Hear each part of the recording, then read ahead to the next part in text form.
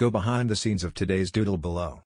In honor of you, Hispanic Heritage Month, we celebrate the life and legacy of American New Yorican musician and internationally renowned entertainer, Tito Puente. Today's animated video doodle is illustrated by New York-based Puerto Rican artist, Carlos Aponte. A multi-talented artist of Puerto Rican descent, Puente was a percussionist, composer, songwriter, recording artist, and bandleader. With a career spanning 5 decades, he is often referred to as El Rey de los Timbales and the King of Latin Music. On this day in 2021, the Tito Puente Monument was unveiled in East Harlem, New York City. Puente was born on April 20, 1923 at Harlem Hospital Center in New York City's Spanish Harlem. He was surrounded by Puerto Rican, Cuban, and big band music growing up, and showed significant musical talent from an early age. He started his career as a drummer in his early teens and found his big break playing for Federico Pagani's Happy Boys and Machitos Orchestra. He served in the Navy during World War II, playing alto saxophone as the ship's bandleader, along with over 10 other instruments. He continued his studies at the Juilliard School of Music after the war. He started his own band,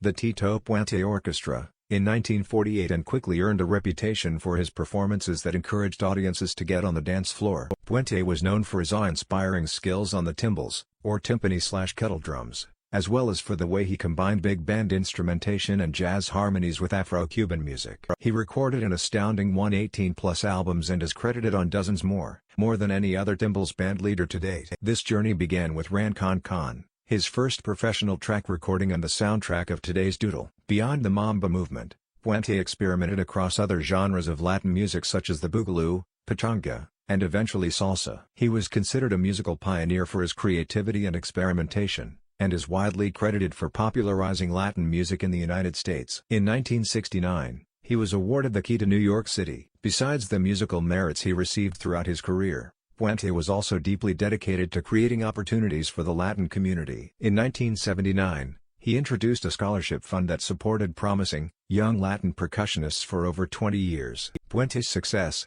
presence, and musicality is widely known and respected to this day. After his passing, many waited in line for days to say their goodbyes. He was posthumously recognized at the first ever Latin Grammy Awards, and the Harlem street where he grew up, 110th Street, was renamed Tito Puente Way to honor his life and legacy. Goza con los timbales. Here's to you, Tito.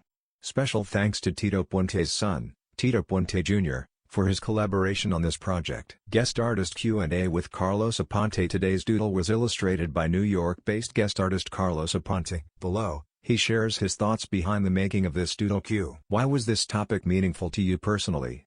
A. The topic was meaningful because Tito was part of my musical experience growing up in Puerto Rico. My aunt introduced me to Tito Puente via La Lupe, a famous singer in Puerto Rico and New York. Tito was like a Svengali for talents like Celia Cruz. He was a household name, so Tito was part of my Puerto Rican soundtrack. What were your first thoughts when you were approached about working on this doodle? A. My first thoughts were with my aunt, who introduced me to his music and Motown sound. She would have been delighted and proud, but unfortunately, she passed away last year. What message do you hope people take away from your doodle? A. I feel there are several messages. Love what you do, train, study, and be the best you can be. If you excel, everything else will fall into place. There are no shortcuts. Those who make it easily don't last long. Tito was a perfect example. He was the best. Like, share and subscribe to Doodle Catalog.